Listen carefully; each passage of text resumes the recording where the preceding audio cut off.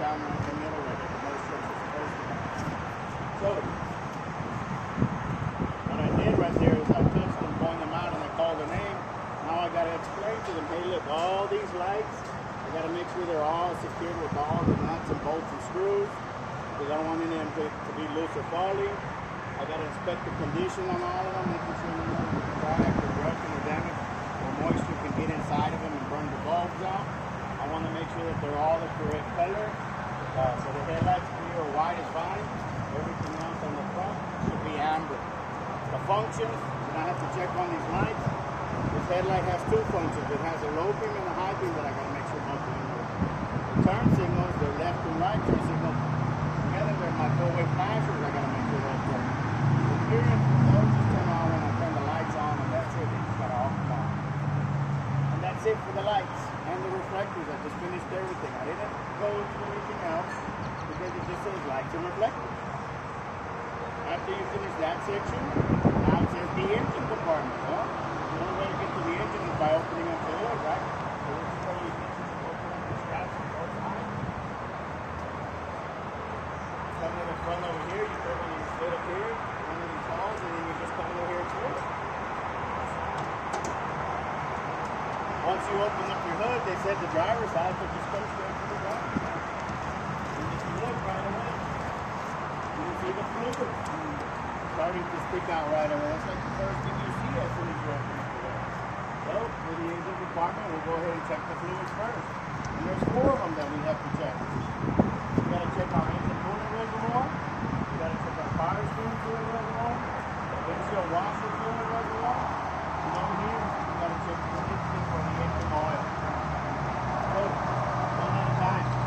Hey look, this is the engine coolant reservoir. I'm going to start the same way like everything else. Making sure that everything here is securely mounted. Look, clamps holding everything together. But I'm making sure that it's all there. Nothing's loose or falling. Condition.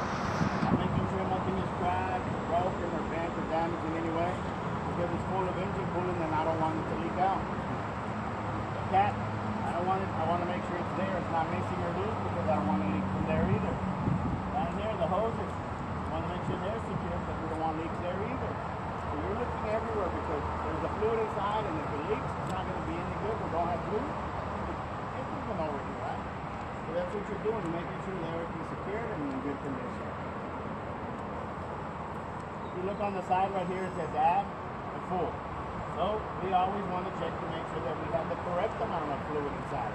That it is in between the add and the full mark somewhere. And that's it for that one. And then if you look at this one, it's basically a repeat of that one.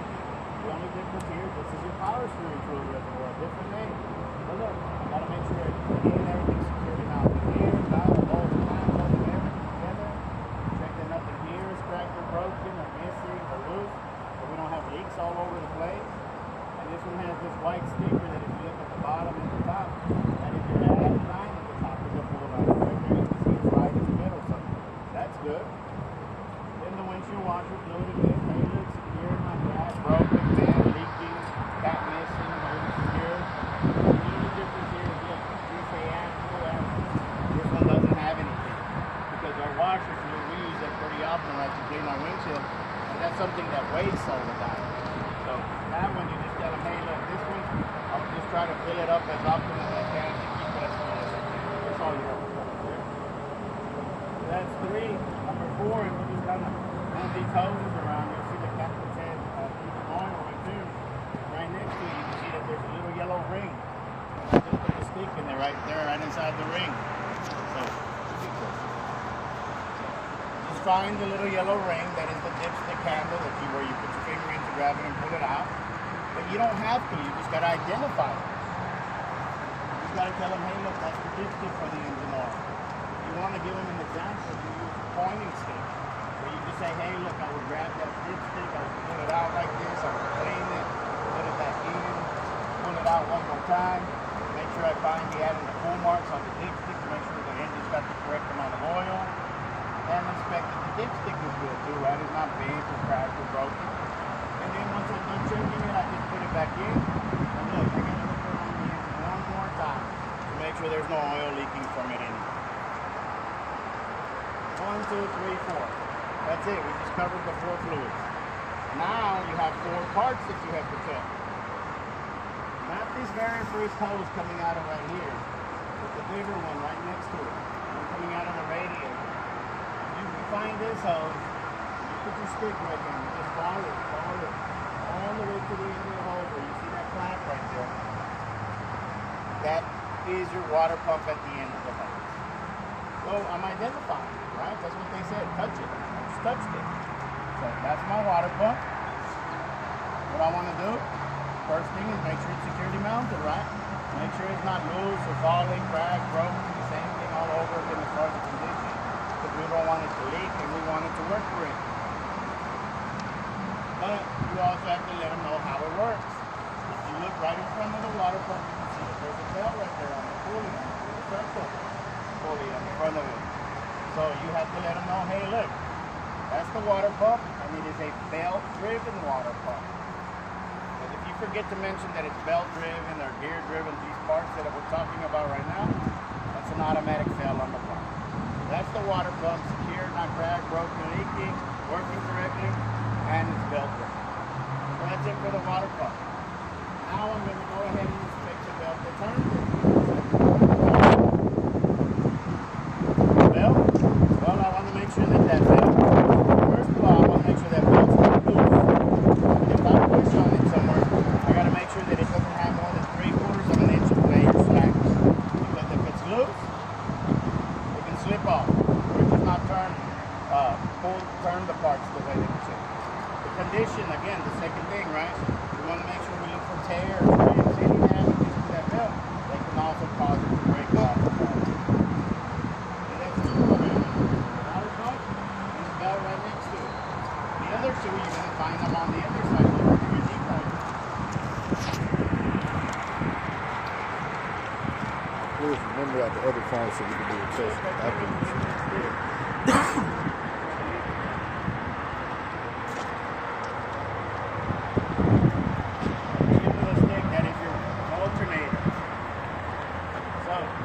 Identify it the same way, and then you tell them again what you're going to do. Hey, look, that's the alternator. I want to make sure it's securely mounted as well, not loose or falling. Condition, check that nothing is cracked or bent or broken so it works correctly. If you look in front of the alternator, it has that same belt that we already checked, because it's a serpentine belt that turns a lot of the parts. So it's a belt-driven alternator as well. And since you already checked the belt one time, you don't have to repeat the belt again. We already inspected. Above that, it's a little harder to see because you can see you got all these hoses and this little tank right here. If you look right behind that tank with the hoses, right inside there, you'll see the belt in it. And you'll see the little pulley, the little circle, and the little belt. And that is the air compressor. So, once you identify it, you just let them know, hey look, that's the air compressor. What do I want to check? Same thing again, that it's securely mounted, so nothing's loose or falling. Condition, make sure it's not cracked or bent or broken so it doesn't leak the air out and it works correctly. And how does it work? It's got the belt on it, so it's belt driven as well. Water pump, belt, alternator, air compressor, we're done with the 4 parts right there. We did the 4 fluids, the 4 parts. Now the only thing left for you to check for the engine is all the hoses. And you just try to touch as many as you can. Hey, look, now I'm going to go ahead and start checking all these hoses, making sure none of the hoses are loose, all the clamps or fittings, whatever's holding them are tight, making sure there's not leaking where the connections are, whether it's air or fluid, but also checking the hoses, look, making sure they don't have any cuts, abrasions, bulging, fraying, cracking, any damages that's going to cause it to leak from anywhere else than just the engine. And then you go to the other side because you're done with this side.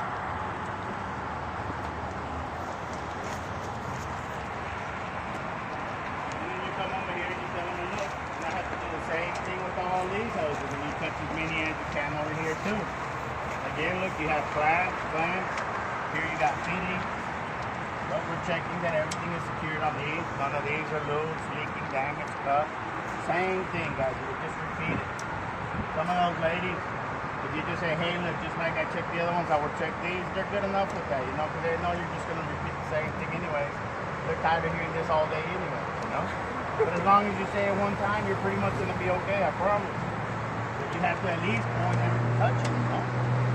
So, that's all the hoses on this side. So, we finished the engine component. Next, it says your steering components now. Okay, everything that turns these tires. Well, it starts at the steering wheel and it comes right here. Like this is your steering column right here. Right behind all these hoses, this mounting part you can see right here, this bar. That is your steering column. If you identify the steering column and you follow it to this end, you can see where it's secured right there. If you follow it this way, you can see that it's secured over here with the nuts and the bolts. That's what I'm checking first, right? Securement on both ends of the steering column. Because I don't want either end to be loose or falling. Condition. Look, it's a long bar and it's nice and straight. That's what I'm going to check. Make sure it's straight, no cracks, bends, breaks, no damages to it. Right here you see some grease. Pretty much any part you see grease on because it has to be lubricated.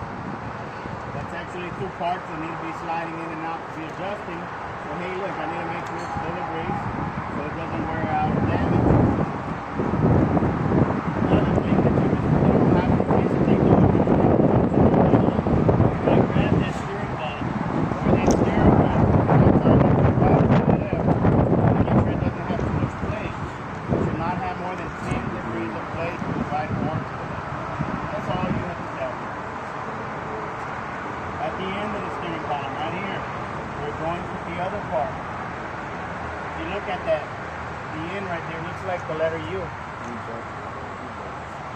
There's two of them. You got U joints and you got U bolts. These are your U joints. I want to make sure to check these U joints to make sure they're secure, they're not cracked, they're not broken. Make sure they're full of grease so they don't wear out. And these areas, these holes that you see around it right here, you want to make sure that it's clean. That nothing gets stuck in there because otherwise we're not going to be able to turn the steering wheel. Connected to the steering column, you have this brand new part that you see right here, which is your steering box. And if you look at the steering box, right away you can see that it has nuts and bolts holding it. Hey look, I'm making sure that the steering box is secured with all the nuts and bolts.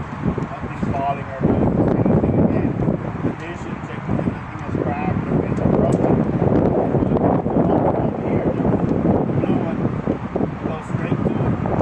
What's going to be full of? Power steering fluid, right? Cracked or broken, it's going to leak out and it's not going to work. It's not going to be any good. So that's why we're checking the condition of it. And by the way, just tell them the blue hose, I would have inspected it just with the rest of the hoses right there. Don't forget to mention the blue hose when you talk about that steering box right. Connected to the steering box. If you look right here, everything from right here, just put your stick on it right here. Just start right here. Start following it with the stick. From here to here. And then from here to here. All of these parts that are linked together is a steering linkage. They're all linked together. It's my steering linkage. I'm going to make sure that every single one of those parts have all the nuts and bolts holding them. The castle nuts, make sure they have the cotter keys in place so nothing's coming loose. Condition, check that again, nothing is cracked or bent or broken, or in this case also worn out. You don't want play in the steering wheel. That can cause play too. And if you look at the joints where the parts are connected to each other, those are your ball joints that have grease in them. So we want to make sure that all the joints are full of grease as well. So just remember steering wheel. So all your steering linkage from there to there. So just remember, look, just start right here and just follow it with the stick. You see how they're connected together, and that's the easiest way to identify them. So, steering column, U-joint, steering box, steering linkage. We already said that the blue hose goes to the steering box. Well look, there's another hose, there's a black hose. And if you start to follow this one comes this way. Look, just follow it with the stick, and then right there, you can't see where it goes because it gets hidden behind everything else, right? All you have to do is that, hey look, if I follow this hose all the way to the back of the engine, at the end of the hose, on the back side of the motor, is the power steering pump. That's all you have to tell them. because you're not going to see the part. Right, somebody already said how it works. It's a gear-driven part. And we're going to make sure it's secured like everything else, right, with the nuts and the bolts. And we're going to check that it's not cracked or bent or broken, because what's it full of? Power steering fluid, and we don't want it to leak out. If it leaks out, it's no good. It's not going to work. So basically the same thing as your steering box, but over there is the power steering box. The steering box, you don't have to tell them how it works, because the way that this turns is when you turn it with your hand up there. But if it's attached to the motor, it's either going to work with the belt or with the gears. So that pump is attached to the motor, so it's a gear-driven pump. So look, I just kind of went in a big old circle right there and covered all the parts for the steering. So you finish with steering components. Over here it says steering axle. Well, this whole thing is the axle, the steering axle. But they break it down into 3 sections for you. It says, look, suspension parts, brake parts, tire parts. All right, suspension. Right here on the front, I have a spring mount holding the leaf spring right here. And if you follow the leaf spring all the way to the back, over here, you'll see that there's another spring mount holding the other end of the leaf springs. So the easiest way to identify your suspensions is find the leaf springs, the long ones first, and then just follow them and see what's holding them on the ends. Hey, look, spring mount on the front, spring mount on the back. If you look at the spring mounts, they got nuts and bolts holding them. That's what I'm going to check first, that they're secured with. Then I'm going to check, make sure that same thing, the condition, those are not cracked or broken. Because we just said they're holding the leaf springs, right? And if those are broken, everything, all your suspension is going to fall off. Next, the leaf springs. Identify them. Hey, look, they got to be secured right here on the front. They got to be secured right here in the middle. And they got to be secured over here on the front. Because it's a long part and it's got to be holding on to several things. Once I make sure it's secured everywhere, look at them. They got to be straight from the front to the back. And if you look, you can see that there's 2. There's one right on top of the other one, laying on top of it, just like that. Both of them nice and straight and parallel. Now, if you see them starting to do this, shifting or scissoring to the side, the one going this way, that means they're no good. That's what we're looking for, to make sure none of them are shifting or scissoring. Also not cracked or broken, you know. Missing, right? There's 2. We should always have 2.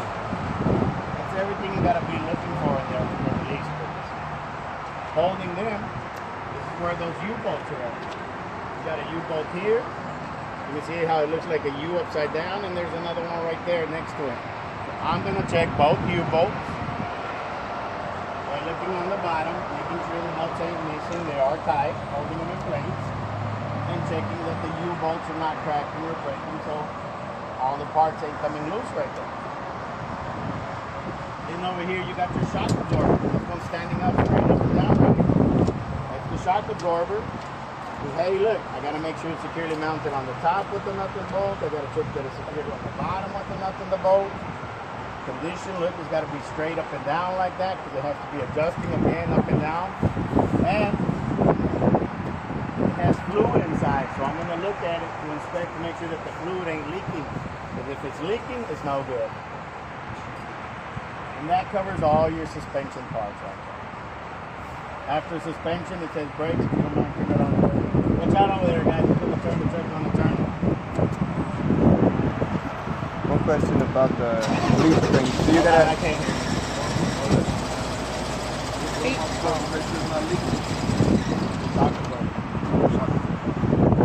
Okay. Is it okay to call the leaf mount, both ends, leaf mounts, or you gotta call them by leaf mount and hanger? Well, there's different names, guys. You call them spring mounts, spring hangers, leaf mounts. I will tell you this though, the test says spring mounts. You can call it what you want, and they might know that there's several names to these parts, but maybe they don't. So if you want to take that chance, that's up to you. That's why I tell everybody, you want to learn everything by the parts names on this paper that we hand out. Because I've had the test in my hand, I've looked at it, and I see what they call the parts.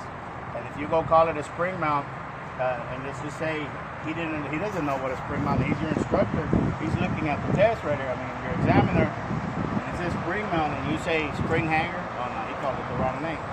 And you might be right, and he might be wrong, but the day of the test, he's right, and you're wrong, you know? You have to be careful with the names. It's like this steering box. A lot of people call it a gearbox, you know? But on the test, it says steering box. It doesn't say gearbox. And there you are going again, taking another chance on that part too. So I just tell you, hey, I recommend you try to stick to the names on this list. If you want to call it what you want to call it, you go ahead and take that chance, you know. I can't stop anybody, right? So, we were on brakes now. We did all the suspension. Look, now we got all our brake parts right here. Easiest way to identify all the brakes is find the brake chamber, the big circle right there, guys. The big round part, because if you look attached to it right here, that's your brake hose. And if you look at the ends of the brake hose, if you follow it to this side and you follow it to this side, those are fittings holding it. So hey, look, I'm going to make sure that this brake hose is secured with the fittings on both ends. Making sure they're nice and tight and checking to make sure that I don't hear air leaking from the connections. And then we're going to make sure that the hose doesn't have abrasions or bulges or cuts, because I don't want the air to leak from anywhere else. Right next to that hose, you normally have this ABS wire. So when you find the hose right next to it like that, you'll have the wire. If you don't see a wire, that means it doesn't have ABS brakes, and you just tell them that. And we'll get to that in a little bit. But look, if I'm checking this wire, if I follow the wire just like the hose to this end, you'll see where it's connected to another part, right? It's got a little connector. And we make sure that those connections are clean, not rust, corrosion, and we make sure that it's secured. If we follow it to this end, we do the same thing. So you just gotta say, hey, look, anytime I'm checking the wire, it's secured on both ends, they're connected to the clean connections. And then I also have to check the wire to make sure that the wire doesn't have any cuts, any splices, any exposed wires, burnt wires, any damages to the wire. And then we won't have a good connection. So, brake hose, ABS wire. Back to the brake chamber. The brake chamber right here. If you look at the brake chamber, you see it's got nuts and bolts, and it's got these clamps that go around it. So, identify what it's secured with. Hey, look. Hey guys, I'm sorry, I can hear you guys over here, and it's interrupting me. So, the nuts and the bolts and the clamps. That's what I'm making sure it's secured with. Once I check that the brake chamber is secured, now look at the condition. I'm checking, making sure nothing's cracked, bent, broken, dented. In this case, because what is this hose doing? It's filling it up with air, right? When I push the brakes, air comes inside of it. So whenever I push the brake, I have to listen to make sure that I don't hear air leak from that brake chamber right there. It's not leaking right now because there's no air inside. That's why you tell them whenever I apply the brake, when I push on the brake, that's when I have to listen for the air to leak, to make sure it don't leak. Right here, sticking out of the brake chamber, that's your push rod. If you don't mind, just kind of push the brake with your hand.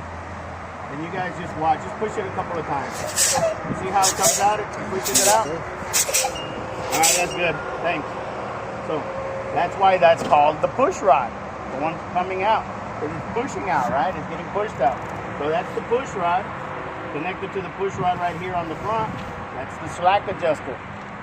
On your parts list, those names are together. Anytime you see them, you can call them out together. Those are pretty much like the only parts you can kind of keep together like that. You say, hey, look, this is my push rod, this is my slack adjuster, and look, there's pins, cotter keys, there's nuts and bolts, there's all kinds of stuff holding them together, and that's what I'm checking first, that they're secured. And then the condition, look, making sure nothing's cracked, bent, broken, and what do you see it full of? Grease, right? And I'm also going to make sure it's full of grease so it don't wear out and it slides back and forth easily.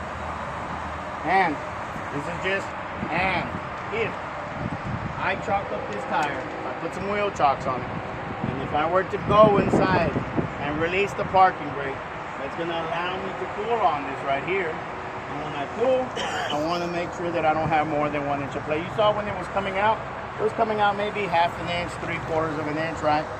But if you pull on it and you get more than 1 inch, that means there's too much slack and it's no good. Your brakes ain't gonna work. That's why on your parts list it says, hey, tell them that. You don't have to do it. You just got to explain that to them. Over here on this side, you got this cover right here. So it's hard to see the brake drum that's inside there. You can barely see it on the edge right here. Just tell them, look, behind this cover, that's the brake drum inside there. And inside the brake drum behind the cover are the brake linings, the brake shoes that a lot of us call them. But you really can't see it too much, so do your best. Hey, behind the cover right here, look, that's the drum. Just like everything else, we gotta make sure it's secured, it's not cracked, it's not bent, it's not broken. But I also have to make sure that it's not worn out, because the brake parts, they push against each other and they wear out. So I want to make sure it's not worn out, and also check that it's not rusted out, that there's no rust inside accumulating, because then all that rust is going to be debris that gets in between the drum and the linings, and that can cause damage too. So that's what we're checking for in there. Like I said, inside the brake drum behind the cover is the brake lining. It's another part that you can't see. You just gotta let them know where it's at. Do your best right there, right? The brake linings, same thing. Make sure they're secured. Make sure they're not cracked. Make sure they're not bent, broken. And just like the drums, make sure they're not worn out. The brake, for that, the book says make sure the brake linings are not dangerously thin. So, 1/4 inch, guys.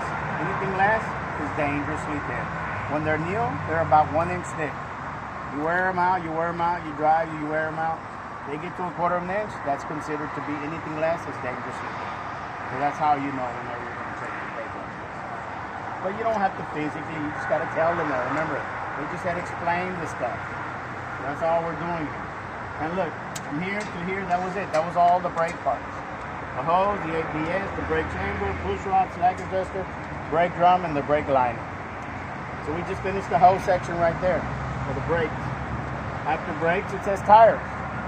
There's a tire, right? Look at the tire right away. First thing you want to tell them is, hey, look, I want to make sure that this tire is not a recap tire. That's all you have to tell them, guys. If you know what a recap tire is or not, it don't matter. Just say, hey, I got to make sure it's not one. If you want to learn what a recap tire is, go to YouTube. There's a really good video on it. It explains what they do to the tires, how they recap them and everything. So, once you tell them, hey, I'll make sure it's not a recap tire, look right here. This is all the threading. We have to make sure that these tires still have enough thread to get the grip onto the road. So we need to tell them we got to make sure we have at least 4 30-seconds of an inch of thread. Easiest way to remember is count the lines. 1, 2, 3, 4. 4 30-seconds of an inch of thread. Okay? So once you tell them that, now look, I got to make sure that this tire is wearing evenly from side to side. Because if it's wearing more on one side, that means that the truck is misaligned. Some bad suspension or something wrong that is causing it to wear the tires out more on one side than the other. So check for misalignment by looking at the tire. The condition of the tire. Well, look, it's got a sidewall on the inside. It's got a sidewall on the outside. Check all the way around. So we got to look all around the tire, both sides. Looking for abrasions, bulging, cuts, slashes, gashes, holes, nails, screws, whatever you want to know. Just damages to a tire that are going to cause it to go flat or low eventually. On the side right here, you can see where the tire goes into the rim right here. You can see where it's all nice and even all the way around. You say, hey, I just want to make sure that the tire is mounted evenly around on the rim. And the most important thing of a tire, guys, is the air pressure inside. You'd be surprised with that air pressure. That could cause your tires to blow up, to burn more fuel, all kinds of stuff. That's why they always say make sure you got the correct amount of air pressure in your tires. If you read a tire, it tells you on the side. It's printed on there. So all you got to tell them is, hey, look, for the air pressure, well, there it is. You got to find these valve stem, because that's where I would check it, right? So what I have to do with that valve stem first, make sure it's secured, not cracked, broken, not leaking in the air, because that's where I'm going to put my pressure gauge to make sure this tire always has at least 100 pounds of pressure, or make sure that it's filled to the manufacturer's specification, whatever you want to tell them there right there, as far as the pressure. But see, we covered the tire, all the condition, we even covered the valve stem to check the air pressure of the tire. Next we have the rim. So hey, look, I'm checking this rim. Right there, look, that's what's securing it. I'm making sure it's securely mounted right there first. But just like the tire, you can see rim on this side, and you can see rim on this side. I have to check both sides of the rim, not just one, to make sure it's not cracking or bending or breaking on either side, and making sure the rims do not have any illegal welds or repairs on them, which is going to cause them to weaken or break or fall or whatever. That's the rim. These are called lug nuts. Right here, you just say, hey, look, I want to make sure that none of the lug nuts are missing. 10 over there. Then, like everything else, I want to check that the condition, they're not cracking, breaking, make sure they're not loose. But I also want to make sure I don't see any shiny metal or rust trails. Because anytime you see shiny metal around those lug nuts or rust marks around them, those are normally signs that they are loose or becoming loose. So that's really important that you look at that when they're walking by. The studs on the inside, if you look at the studs on the inside, they pretty much look like bolts. They're called studs. Look at them, they're all straight. As you check the thread around them, you gotta make sure that it's even, not worn or stripped or damaged, because otherwise those lug nuts could just slip off, or you might not be able to take them off if you put a flat. So you gotta make sure they're good. And then you get your stick.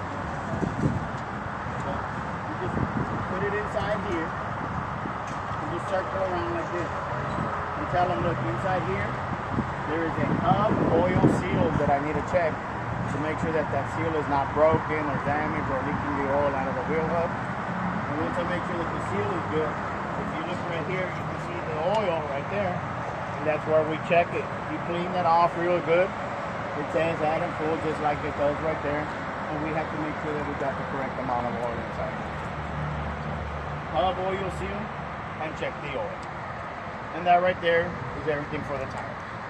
So, remember at the beginning when I had them hold the paper, I said, look, if one of you in the group picks the letter A, that's all they're going to tell you to do.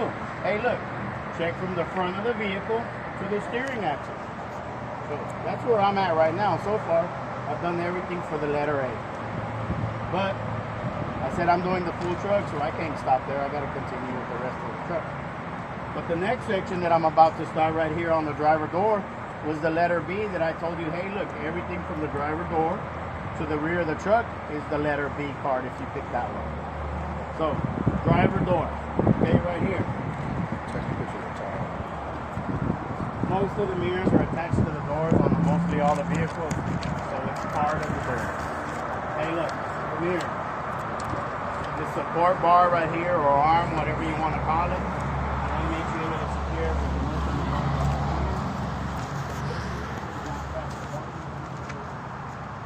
So here itself, look at the glass. I want to just make this smooth, not broken.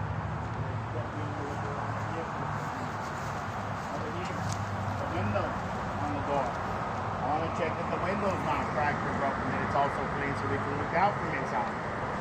They have these seals around it. If you look, it's got a window seal. I want to make sure that that rubber seal is not ripping or tearing or damaged.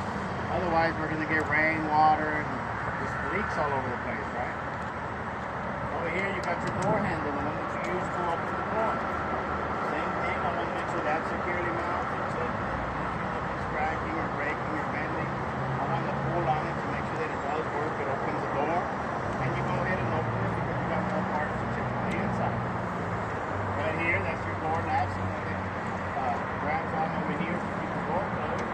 So look, got some bolts that we want to check that it's secure with. Condition, make sure nothing is cracked or broken. You see grease, want to make sure it's full of grease so nothing goes in here. Like I said, this is the right pin over here for the door latch to grab on. That one also has bolts that I want to make sure that it's secured with. Not cracked or broken, so it grabs it. And then either from right here, inside here, you can put your head in here, or you come around this side, and over here, you just mention the two door hinges, the ones that are holding the door so it doesn't fall off. So you got two door hinges right inside here. You identify them. If you look at them, you can see that they got nuts and bolts holding them.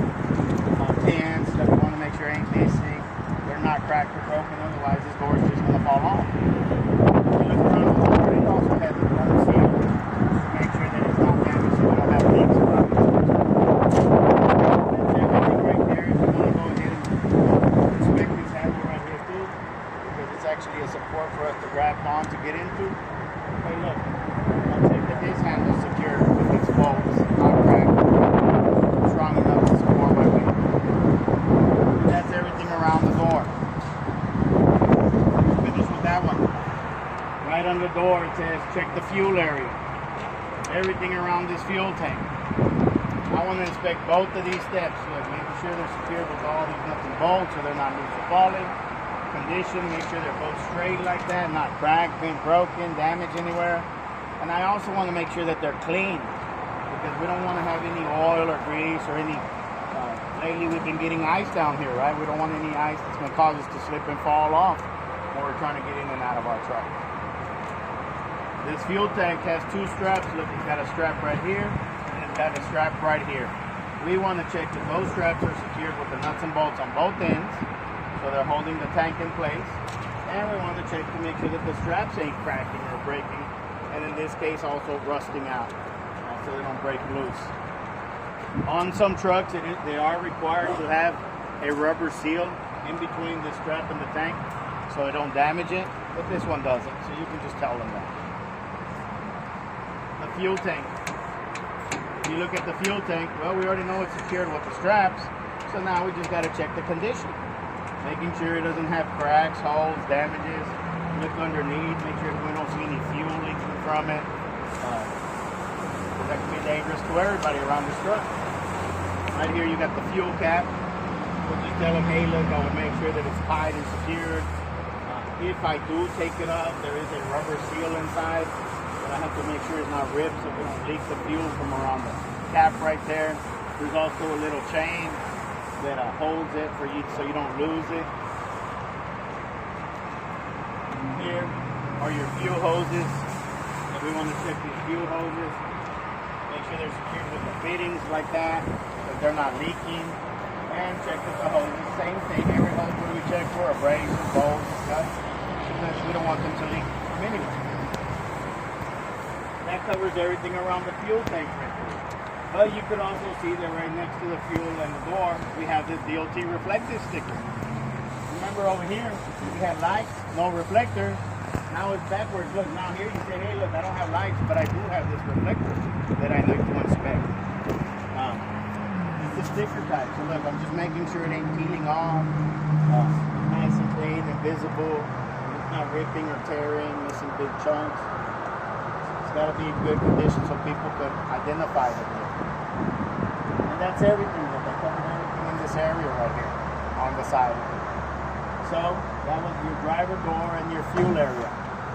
The next section, it says under the vehicle. That's where you're going to come over here to this section. And over here, it says under the vehicle, but if you look right under that, it says the drive shaft, the exhaust, and the frame. And you got all those three parts right under here. Here's your drive shaft right here, the long bar.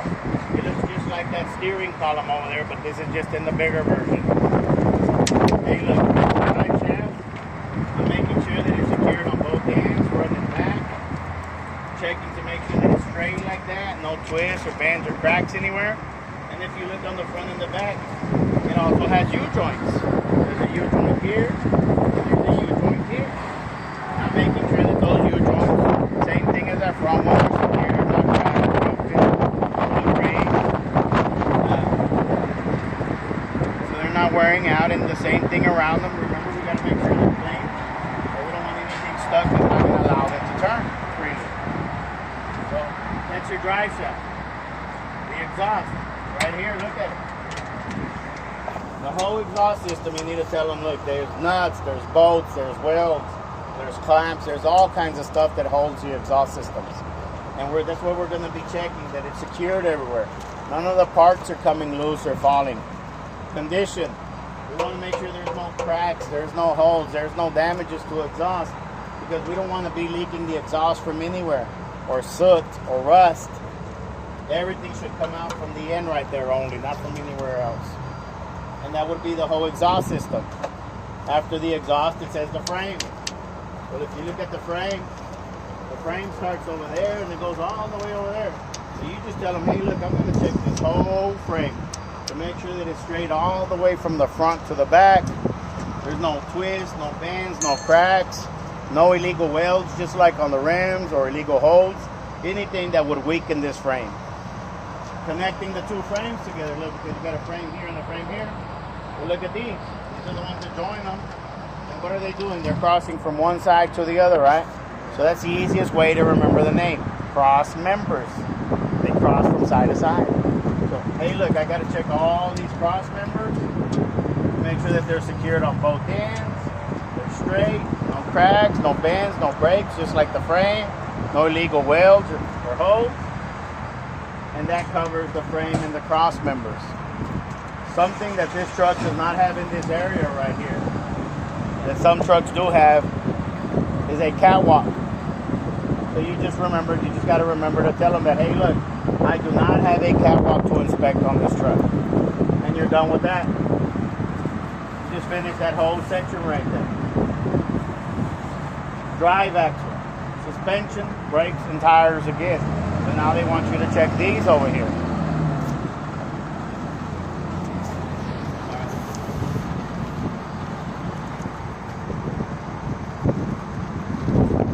That it wasn't supposed to rain.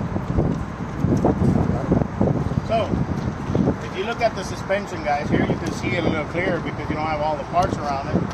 But remember, I said, look, if you find your leaf springs, look to the front. What's holding them on the front? The spring mount. If you follow it to the back, what's holding it on the back? Another spring mount right there. So, hey look, I got 2 spring mounts that I have to check. Group them so you don't talk about them individually. I have to make sure that I check both of these spring mounts and touch both of them. That they're secured with all the nuts and the bolts. We don't want them loose, falling. Make sure they're not cracked or broken because we don't want the leaf springs to fall off. Leaf springs, look, they got to be secured right here on the front, right here in the middle, and over there on the back. Condition, straight from the front to the back again. See, this is just a whole repeat of that over there. Straight, no shift, no crack, missing, broken ones, same thing. Holding them in the middle, the 2 U-bolts again. You got to make sure the U-bolts again are secured with the nuts, they're not cracked or broken, holding everything in place. But remember over there, I said we had a shock absorber, right? If you look over here, there is no shock absorber. But if you look at your parts list, it's on there, and it's on their test too. Because if you look at that truck, he's got a shock absorber. He even has airbags. He's got a fancy suspension. We got the plain and simple basic stuff here. So what you want to do is make sure to tell them that, hey, look, when it comes to the suspension on this truck, I only have spring mounts, leaf springs, and U-bolts. I don't have airbags. I don't have shock absorbers. I don't have a torque arm. All of the fancy stuff. But you tell them that, and guess what? Most of them will check off all those parts off of the list because you're telling them you don't have them. And what just happened right there, you just got a bunch of free points for telling them you don't have the parts. You just called out names. That's a tender release on too. That's something else on the back of the trailer that you would tell them as well. Just like that catwalk we don't have right here. But everything that you tell them, most of them will check it off and give you the credit for it. That's the suspension. Next is brakes. There's a brake chamber. What's on the brake chamber? The hoses, the ABS wire, the push rod, the slack adjuster. Over here, the brake drum behind the cover, and the brake line. The same parts again. You just got to be able to identify them here, there, and then you're going to do it on the trailer too. But that's going to be repeated everywhere. After the brakes, well, now we got tire parts. Well, it's different now, right? Because we got 2 tires instead of just 1. So anytime you have 2 tires, and as far as the thread, just count the tires. Over there I said count the lines, right? 4 lines, 4 32nds of an inch of thread. Here, 2 tires, 2 32nds of an inch of thread. That's what they're supposed to have. And look, make sure they're wearing evenly, just like the front ones. But in this case, we want to make sure they're wearing evenly because we want to make sure that they're the same size. You can't have a bigger one and a smaller one because one's going to wear out and the other one's going to stay brand new all the time, right? So we want to make sure that they got the same amount of pressure on both. So, same size, wearing evenly, 2 32nds. Check the sides, walls on both sides of both tires for the abrasions, the bulges, all the damages again. The air pressure, find your valve skins. Just flip around, it's got to be here somewhere. It's right there. And then, but the other tire has to have one too, right? So you tell them I got to check both valve stems because I got to check the pressure on both tires to make sure they both have 100 pounds of pressure. I got to make sure both tires are seated evenly on the rims where they're not falling or slipping off the rims. Now I got to check the 2 rims, inside and outside, right? both sides of both of them. Making sure they're securely mounted, again right there with all the lug nuts. Checking that they're not cracked or bent or broken on either side. Making sure they don't have illegal welds. And since I have two rims, what I have to do now, look, is I got to look inside here. I have to make sure that when I look inside here, I see the two rims, and I see that they're butted up to each other like this. No space or gap or nothing stuck. It's just rim to rim like this all the way around. And when I'm also looking inside here, look, since I have this big old gap in between the tires right here, I got to make sure that it's clean and nothing gets stuck in there. Like a big old rock or something, because that can throw the tires off balance. And I also have to make sure that the tires never touch, only the rims. Because if the tires touch, those can get hot and catch fire or blow up. I want to make sure that they don't touch each other. So that's the tires, that's the rims. And you can even tell them, and by the way, hey look, if you look inside there, it's only rim to rim. There is no spacer on these rims, just rim to rim.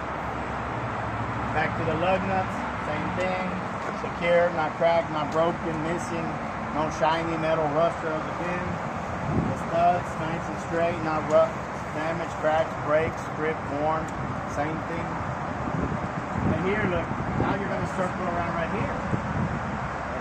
That don't look like the front one at all, right? Over there we had oil, and it looks a lot different. That's a hub oil seal. When it's flat like that, that means you have an axle seal. Two different types of seals. Hey, look, inside here there's an axle seal. But look, I just got to make sure that everything is tight like that. The seal's not broken, and make sure that it's not leaking oil around the edge. That's it, axle seal. So, tires, rims, everything. So we're done. The suspension, the brakes, and the tires. After that,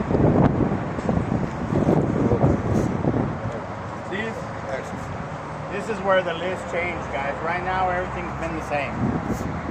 This is the A side, this is for the B side. But look, the lists are the same. The only difference is, on this truck and trailer, those of y'all here for the Class A, we're up here where it says tires up here. If you're here for the Class B license, we're almost all the way done, we're all the way over here. If you're here for a B license, there's only two things left for y'all to check. The rear of the truck, and the lights and the reflectors, which are right there. Everybody else that's here for an A license, well look, you still got to do the coupling devices, the rear of the truck, and you still got to do this whole trailer. That's why we're barely about halfway right here, if you're here for an A license. We're about to have recap of the tires in the back. Yeah. You can tell them, hey, since I have two tires, I am allowed recaps. But honestly, guys, that's right there, really don't matter. The only time that it matters is that you tell them that it's not a recap on the front, because that's what's important. So if you forget about the recap here, it ain't gonna hurt you, because hey, if you want to use them or not, that's completely up to you. Over there is just saying you cannot use a recap tire on the front. It has to be a new tire. That's the difference. So, but look, once you cover it, if you're here for the A license, at the tires, it says coupling devices. And right below it, it says truck and trailer. Because this is where everything that joins the truck and the trailer together. Everything here, everything here. So, I normally start right here. I'd like to keep everything in order all the time. So I start with the green one all the time. This is the electric wire. This is what powers the lights on the trailers. So, if I'm checking the electric wire, what did I tell you about wires earlier? You got to check the connections on both ends, right? You got to make sure that it's secured here and clean. And I got to make sure that it's secured here and clean. We need a good connection on both ends. And the wire, same thing. You make sure there's no cuts, no splices, burnt wires, exposed wires. The same thing every time you're checking a wire. It would be the same damages. But here, you got two connectors. So you have to be specific here, because look, at the end of the wire, we have an electric connector right here, right? But if you look at the trailer, well, you got another one over there at the end of that wire. So this is where that's why it says truck and trailer. This is where you have to tell them, okay, look, not only am I going to check the truck electric connector, I'm going to check the trailer electric connector. You have to mention both of them. You do not have to take it off. I just want you to see, for those of you who have never seen what they look like. But look, if you're looking at the truck electric connector, it's the one that has the holes, guys. If you open up that pack right there and you look inside there, that's where you have all the little pins or the prongs, whatever you want to call it, that slide into these right here. And if you count them, you'll see that there's 7. So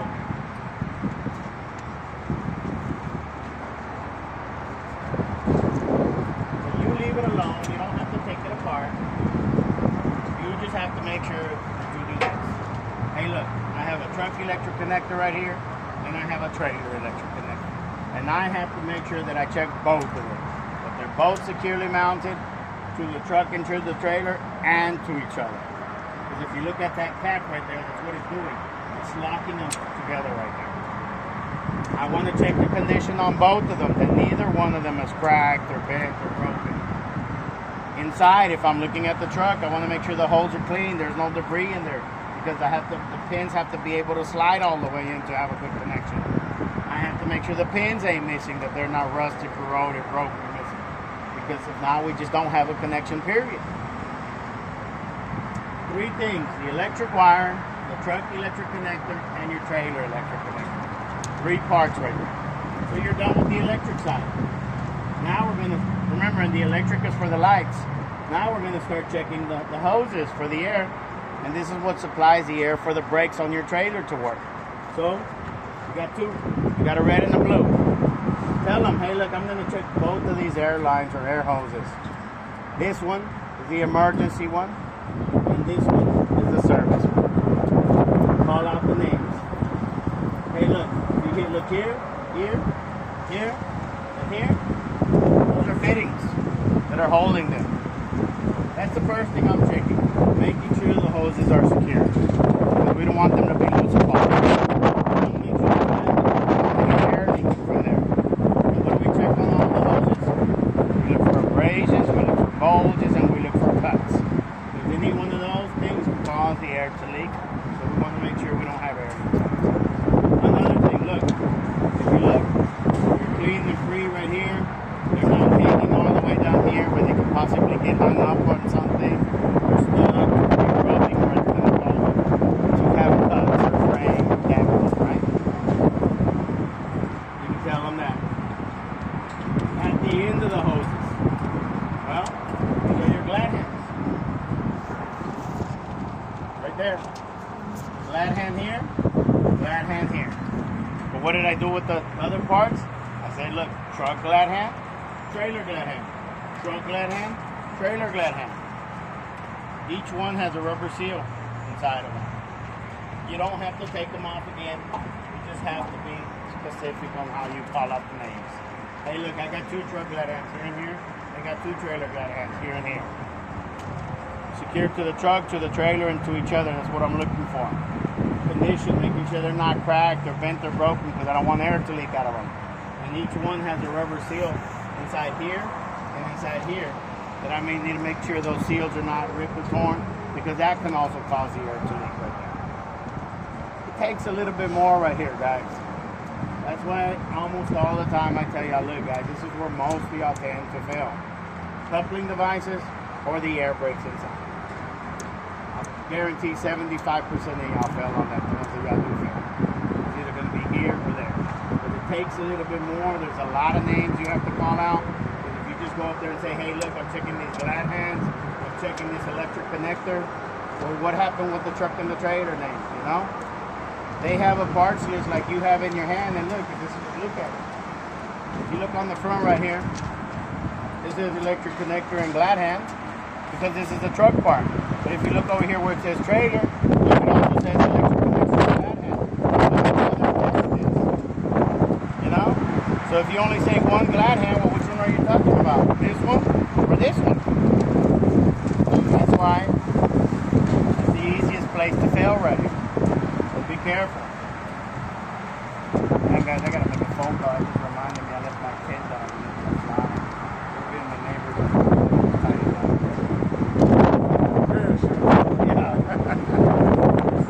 Set it up to barbecue this weekend, and I forgot to put it back in. Last time I picked it up 3 houses down.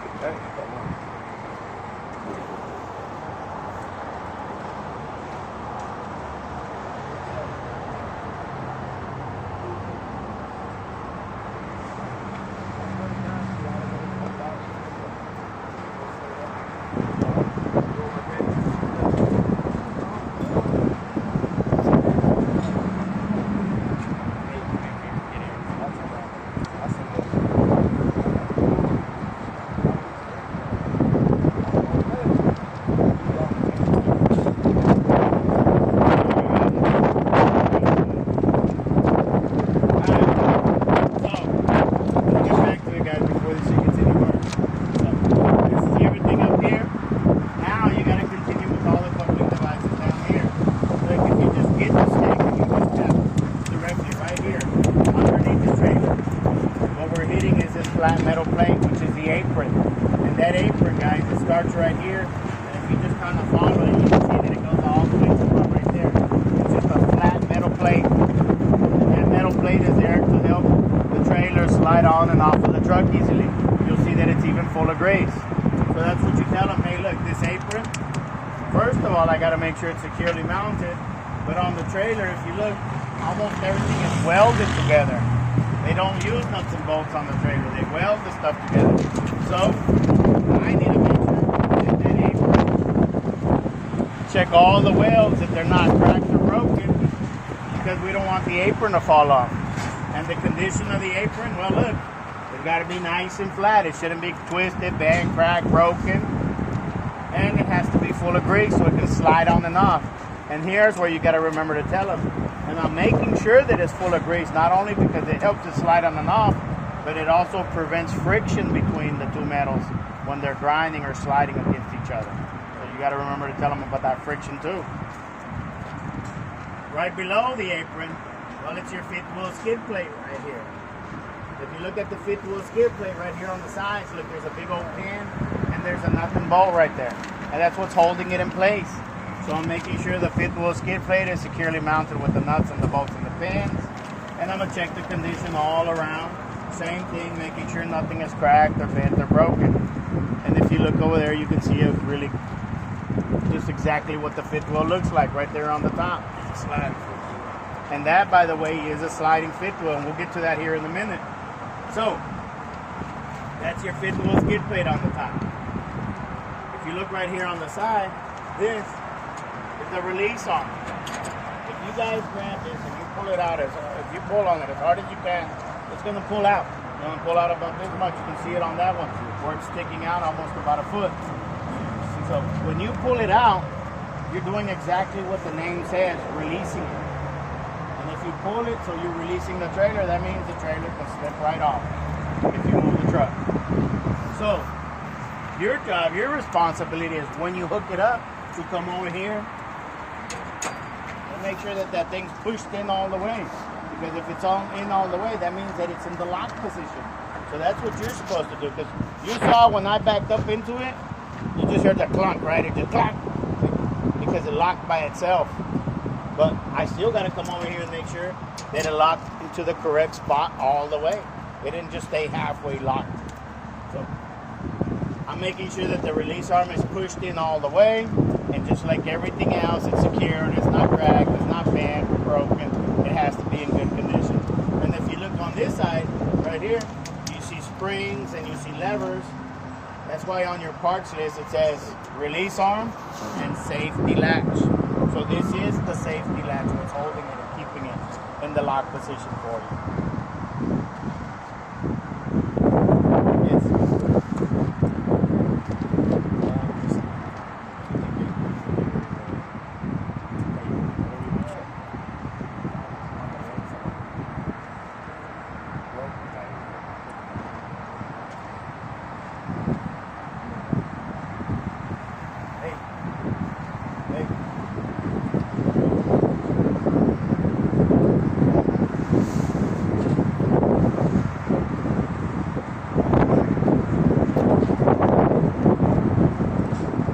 So,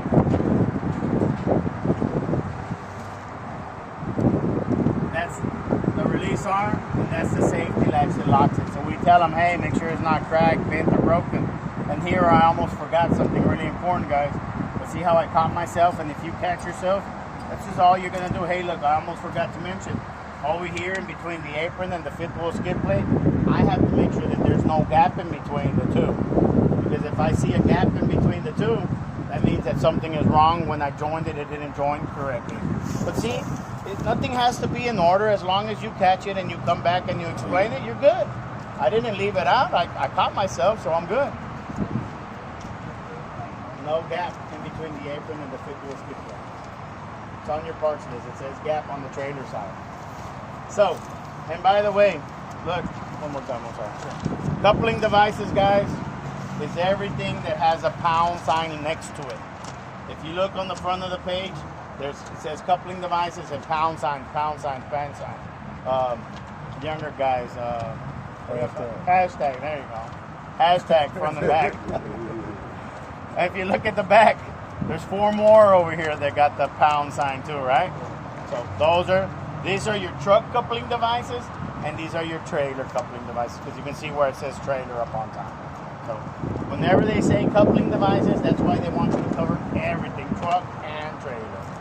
So next, after the release arm and the safety latch over here, you got these humps right here. These are the platforms. And if you look on the platforms, you can see all these nuts and bolts that are holding it, but they don't want you to just call them nuts and bolts. They want you to call them the mounting bolts. So I'm going to make sure that these platforms are secured with all these mounting bolts, making sure they're tight and secured, not cracked or broken, so nothing's falling loose. And I'm also making sure that these platforms are not cracked or bent or broken anywhere. And right there, look, as you can see, I touched everything on the front right here. That's everything on the front, but now you still got to come to the back side over here. This is where you got to go ahead and squat inside here.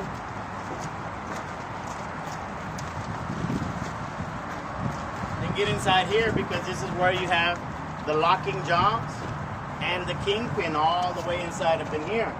So you get inside here and you say, hey, look, just lay your stick down on this plate right here. Push it in as far as you can and move it side to side, and it's bumping both locking jaws right there. So just remember, side to side are the locking jaws. And look, I'm making sure that both of them are secured. They're not cracked, they're not bent, they're not broken, full of grease so they open and close. But most important, I'm making sure that those locking jaws are wrapped around the kingpin, securing it in place so the trailer doesn't fall off. So we covered the locking jaws. Now the kingpin. If you follow the apron, you bump right into it right there inside the locking jaws. And that one is straight up and down. So this kingpin, I have to make sure that it's straight up and down like that. There's no twists or bends or cracks. And it's welded to the apron right here, look. So I have to make sure I check that weld too, that it's not cracked, so the kingpin don't fall. But again, most important, make sure that these locking jaws are wrapped around the kingpin, holding it in place. And that covers everything inside here. And then you can get back out again, because you're done with everything in there.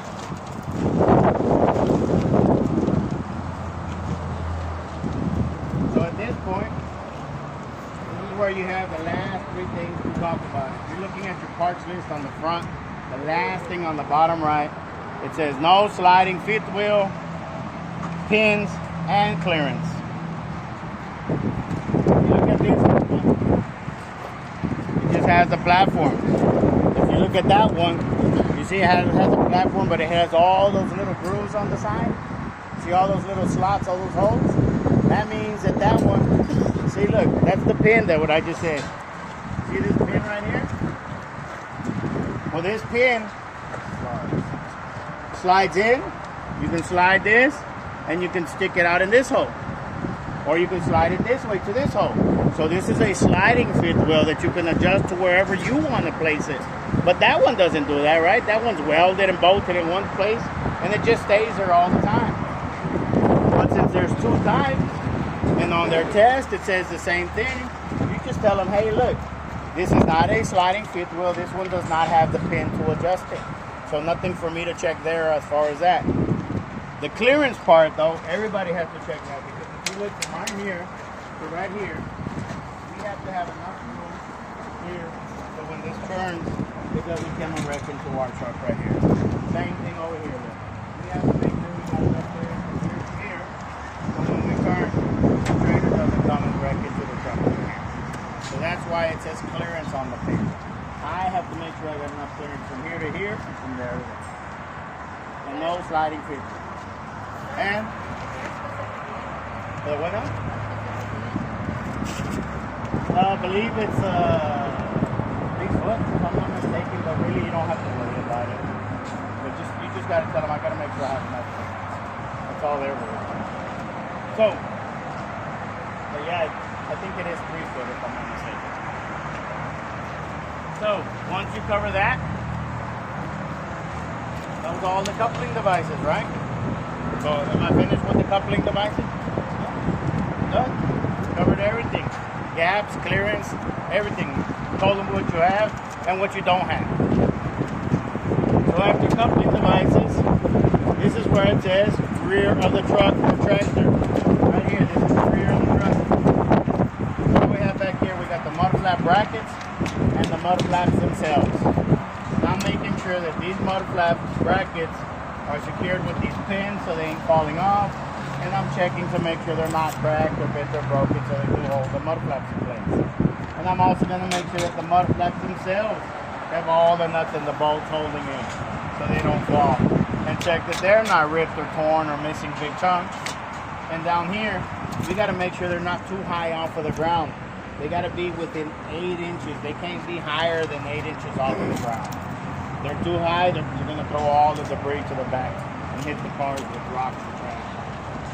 And look, we always have to make sure that we have the two, that we're never missing any of the mud flaps. So, that's the rear of the truck. The brackets for the mud flaps and the mud flaps themselves. And then it says lights and reflectors. And if you look, here we actually have both together. Reflectors and lights. So the reflectors, anywhere you see them, guys, it's always the same explanation. They're stickers, make sure they're not peeling, missing big chunks, they're clean, visible. And the lights, also the same thing. Make sure the lights are securely mounted so they're not falling or loose. Condition-wise, make sure they're not cracked or broken so no moisture gets inside and burns them out. And make sure that they're the correct color. If you look on the back, they're supposed to be red and white. On the front, it was amber and white. As far as the functions for these lights, well, if you're looking at the red ones, they have two functions. This is my left turn signal. That's the right turn signal. Together, they're my four-way flashers. Together, when I hit the brakes, they're brake lights. And together, when you turn the lights on at night, that's your tail lights. A lot of people call them running lights, but on the test it says tail lights. So be careful. This white one or clear one that you see in the middle, that is a reverse light. It only has that one function, but I would have checked everything just like I did on the other ones. That's all you have to do there. And remember what I said. From the driver door to the rear of the truck, if you get the letter B, that's what they're going to ask you. So, if you're here for a Class B license, look, I just covered your truck all the way from the front to the back. A, well, we covered the truck from the front to the back. We did the coupling devices on the truck and the trailer. But now we still got to check this whole trailer. But if you look at the trailer, if you get a full truck and trailer, you got to do them all. But if you get this, if you got the full truck, guys, the trailer, a lot of it, you're going to see it as pretty much a repeat of the truck, the same. And just start right here, look. Trailer components on the front. There's only one thing on the front of this trailer, right here. And it's called the header board or the headboard, whatever you want to call it. And same thing, look, it's welded, so I'm checking welds, making sure it's not cracked, bent or broken, falling off, same thing. And then after that, it says check the side lights and reflectors, and there they are, right all the way down the side of your trailer. Look, I got amber, amber, amber, but look at the last one. That one, last one should always be red. Ole. Yeah. Header board, no illegal weld? No. No. It's got to be welded in place. They got to be welded in place? Yeah. So And the only thing that shouldn't have illegal welds, guys, are rims or frames. Because that can weaken it and cause them major damage. I mean, if this thing gets cracked, you can repair it yourself. It ain't going to help hurt it. Just the frame, and here is where they want illegal welds. they want to hear it when we say that. So, lights, make sure they're all secure, not cracked, not bent, not broken, no moisture, same thing, right? Correct color, amber, amber, amber, red. All of these only have one function. They just turn on because you can just say they're clearance lights like the ones on the top of the truck. Go there in the front, that's it. Okay? Reflective sticker, same thing, not peeling, missing chunks, clean them in. That's it. Yeah. So that's lights and reflectors I just finished right there. Next, it says frame, just like the truck, right? But you come over here and you identify the frame to your trailer. And if you look it down here, and it's just like the one on the truck. It goes all the way from the front to the back. And it's got to be straight. Shouldn't have cracks, breaks, illegal welds, any holes, any damages to it. And if you remember what I said, the frame had connecting them from side to side, the cross members. But if you look down here, side to side. Make sure they're straight, not cracked, broken, the same thing. And then after frame, it says landing gear. And here's your landing gear right here. Look, what's the first thing y'all saw me do when I hooked it up? I came over here and I raised it up, right? It's the first thing you're supposed to do because you don't want to leave it down because you're going to be dragging it down the road. And once I finished, what did I do with the handle? I put it back on the hook right there where it belongs. So you tell them that. And then once I'm done with that, look, now I'm supposed to make sure every single nut and bolt is tight, every weld is good, not cracking or breaking, checking that all the parts are straight, the legs, the supports, nothing cracking or breaking. And if you look right here on the little motor up here, the little turn motor, what do you see? Grease.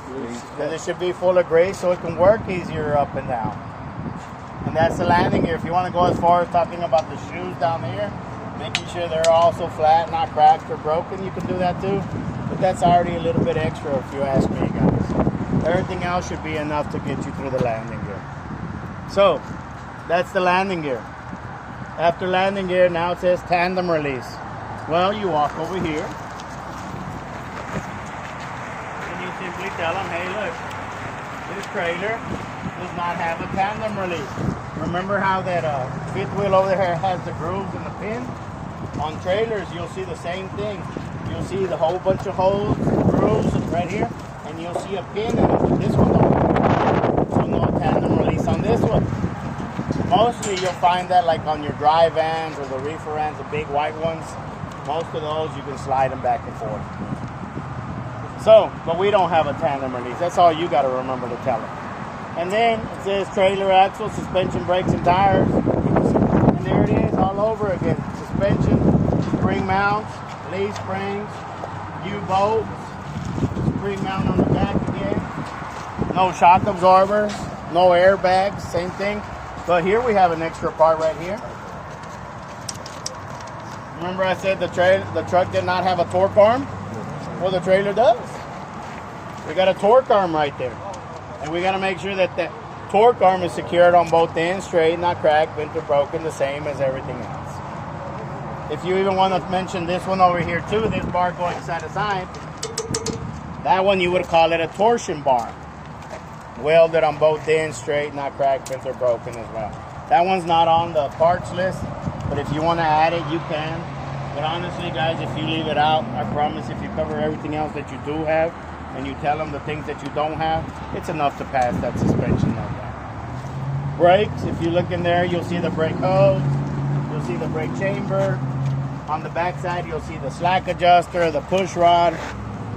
Here, let me go ahead and come back here. If you come back here, guys, you squat right here. Look, you can clearly see all the suspension parts. You can see all your brake parts. And here, see there's no cover on this one, so you can actually see the brake drum and you can see the brake linings on the inside. Well, remember the truck, they had a cover that wouldn't allow that, but here you can see it. But if you look next to the brake hose, what's missing next to the brake hose? What did we have on the truck? Remember there was an ABS wire on the truck? But look, the trailer doesn't have ABS. It just has the hose, no ABS wire, so you can tell them that. But everything else is right there. When you finish with that, next is the tires, right? So if you come over here back and you look at the tires, well, it's basically the same as the truck, right? 232, wearing evenly, the rims, the lug nuts, the valve stem, clean in between here, butted up against each other. But what's different? A hub oil seal, right? Over there we had an axle seal. And here we got a hub oil seal. Where we not only have to check the seal, but we got to check to make sure that we got the correct amount of oil inside. But it's just, like I said, it's a big old repeat of the truck, basically. And then after that, what does it say? Check the rear. What do we have on the rear? Mud flaps just like the truck. And lights in the reflectors just like the truck. But here you got a bunch. But, hey, look. This one, and that one are the same as the two on the back of the truck. Here you only have 4 instead of 2. But it's the same thing. Left and right, four ways, brake lights and tail lights. These 3 in the middle, look, Same as the clearance, one function only. Correct color for all of them? Red. This one right here? License plate light, white or clear, one function only. Reflective sticker, not peeling, missing big chunks, visible, clean. A lot of people ask me, hey, what about that bumper, that DOT bumper? I don't inspect it because it's not on the test, but if you practice already in the past with somebody else and they told you to check the bumper too, you want to go ahead and talk about it, you can, guys. It ain't going to hurt. Hey, look, this is the DOT bumper. I'll make sure it's welded correctly, not cracked, bent or broken, falling within the correct height. But honestly, guys, it's just a lot of air coming out, but they ain't checking shit off their test. It's not there. But it makes some people feel better about it.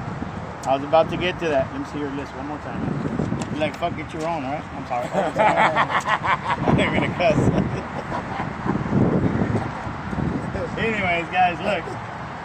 At the end of the exterior right here, right before coupling devices, if you look at the beginning, it says driver door, all the way to mud flaps, lights, and reflectors. That is the B. Thanks. That is the B, right? The truck, from the door to the back of the truck. And then that's where you have the coupling devices. But right before that, it says no doors, no ties, and no lifts. At the end of the trailer, it says no doors, no ties, and no lifts. Because we don't have it. And if you want to tell them, hey, look, I don't have doors, I don't have ties. The ties, guys, are your chains, your straps, your ropes, anything that you use to tie a load on. Look, we don't have no chains or straps or nothing, right? We don't have doors because we don't have a box. We got a flatbed. Some trucks have a delivery lift back here, right? To load and unload the stuff. We don't have that either. Some trucks, like that one, see, that's just the truck, and they're on the back. That's why it says it on the back of the truck, and it says it on the back of the trailer. Because we don't have none of that stuff. If you want to include that to the list too, hey, look, as you can see on the back of my truck, I don't have doors, ties, or lift. On the back of my trailer, I don't have doors, ties, or lift. Some of them will check it off and give you a point. You can try to get it too. So it's up to you. Hey, look, I just finished. So, I'm done. Now he's like, no, you're not. That's right. If they ask you if you are done, for those of you guys that are new here today, that have never come, no, I am not done, is your answer. Because if you say yes, you just failed your test. Why are you not done? Because you haven't checked anything on the inside. They said do a full truck and trailer, and this is just the outside stuff of the truck. This paper only helps you with the outside. It doesn't help you with the inside. So this is where you said, no, I'm not done. I still have to check everything inside. This is where you want.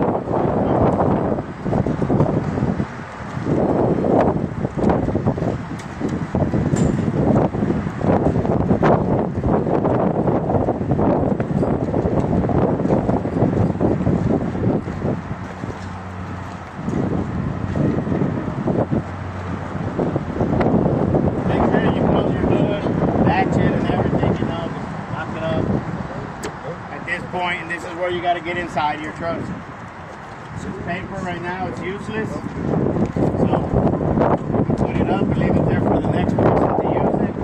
Same thing with your stick, throw it inside. Get inside your truck. Once you get inside your truck, normally they're still standing in this area right here. This is where you're going to ask them for help. Hey, I have to check the lights on this truck. Can you please help me? Most of them are going to agree. And you tell them we'll check the lights on the front first, and then after the front we'll move on to the back lights. All you have to do when you get inside here,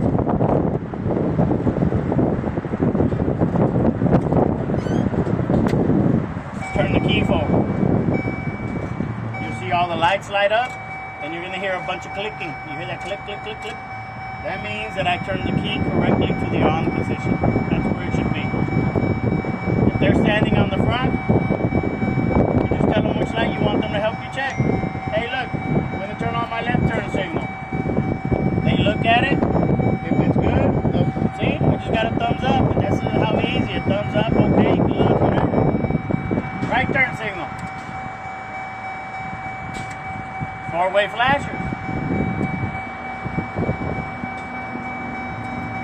lights and clearance lights.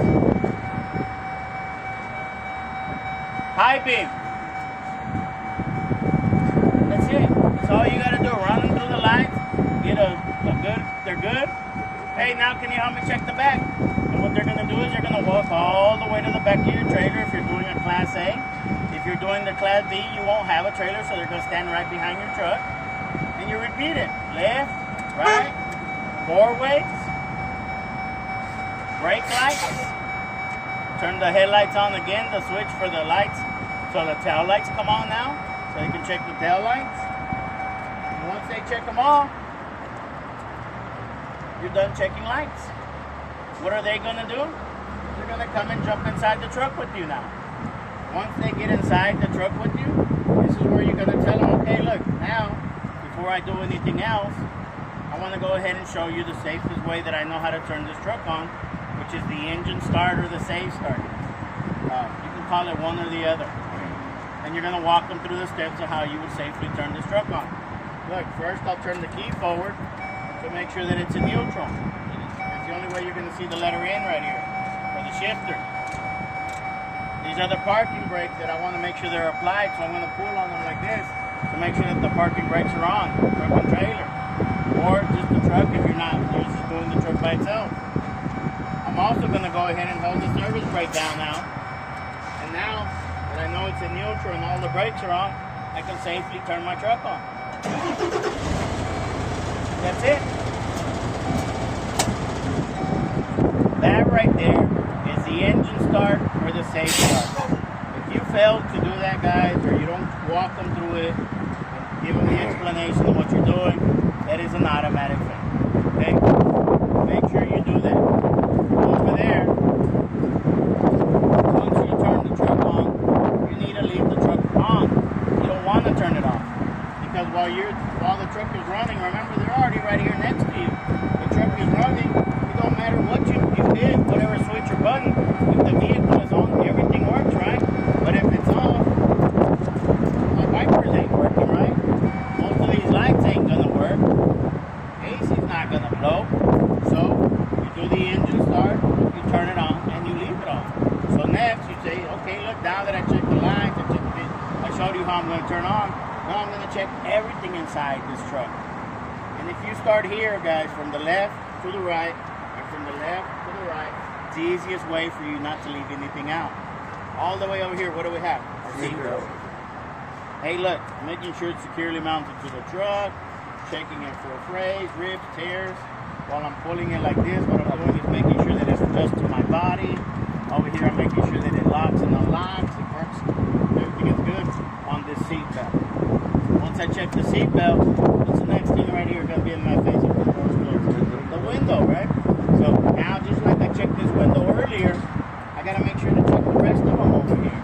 The windshield, that other window, these back windows. I want to make sure those are clean, not cracked or broken. Make sure all the seals around them are good as well, so we don't have leaks. And also now you see stickers over there for the registration. We also want to make sure we don't have any illegal stickers, right? So we got to check all that on the windows. And then what do you see next? The mirrors. Now I want to check this mirror, that one, just like I checked this one. To make sure they're both adjusted to me, not cracked, broken, clean, but adjustment being the most important thing there. If you want to go ahead and talk about handles inside and doors and switches and buttons, go ahead. I'm just telling you, they really ain't helping you. But if it makes you feel better, hey, like I said, go ahead, guys. Hey, make sure handles and mirror are working. They're not cracked, broken. Everything is good. And that's everything here. But over here, if you're looking to the left, right in front of your face right here, got the air horn. Look, I'm going to pull on it all day, and all I'm going to do is break it. Why? Because I said it's an air horn. I look at the air pressure and it's low. It doesn't have any air in the tanks. How's my air horn going to work, right? There's no air. There's no pressure. So, hey, look, I don't have enough pressure. I'm going to have to come back to this. Maybe if you turned it on, the air pressure filled up right away. By the time we got to this, it worked. But if it doesn't, don't let that freak you out. Hey, look, I'll have to come back to this one. But, hey, look, I got another horn over here. And this one works. So, it's good enough. Even if you forget to come back to this one, book says as long as you got one working horn, that's all you need. And there it is. And the reason we check horns is for what? Anybody? What's a horn for? To warn people from hands all Communicate, right? Hey, get out of my way. I'm communicating with you. So that's what you tell them. I want to make sure my horn works so I can communicate with others. So, that's the horns right there. So we covered everything here. Now look, now I'm going to start over here. Left to right. And what do I have right here? Lights. My light switch. We already checked the lights outside, right? But every time you turn on the light, what happens over here? Dashboard lights up. Those are called their light indicators. It's indicating that your turn signal's on. The lights are wrong, or that your high beam is wrong. That's why this is where you said, hey, look, this is where I want to make sure to check that all my light indicators work. If I turn the light on, the left turn signal, look, right there it's flashing. And make sure you point at it or put your finger on it, guys. Because if you don't, that's the easy way to fail on the inside right here.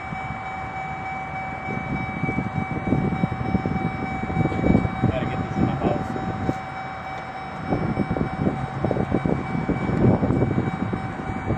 No.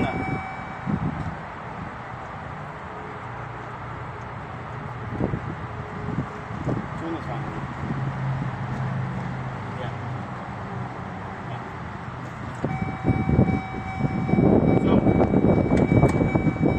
light indicators. Hey, look, I'm going to make sure the left turn signal light indicator works, the right turn signal indicator light works, the four-way flashers light indicators work, the high beam light indicator light works, and the only one that I can't show you, but when I turned it on, I needed to pay attention to, was the ABS light indicator.